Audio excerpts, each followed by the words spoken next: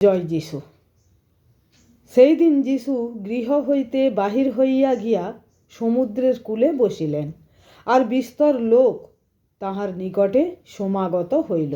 তাহাতে তিনি একখানি নৌকায় উঠিয়া বসিলেন এবং সমস্ত লোক তীরে দাঁড়াইয়া রহিল। তখন তিনি দৃষ্টান্ত দ্বারা তাহাদিগকে অনেক কথা কহিতে লাগিলেন। তিনি কহিলেন, দেখো, বীজ বাপক বীজ বপন করিতে গেল। বপনের সময় কতক বীজ পথের পার্শ্বে পড়িল, তাহাতে পক্ষীরা আসিয়া তাহা খাইয়া ফেলিল। আর কতক বীজ পাষাণময় ভূমিতে পড়িল, যেখানে অধিক মৃত্তিকা ছিল না।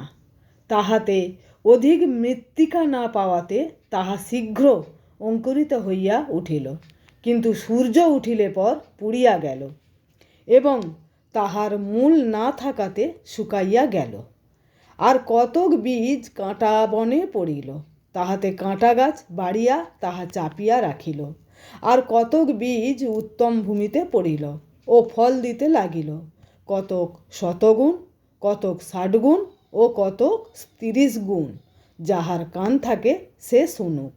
আমেন।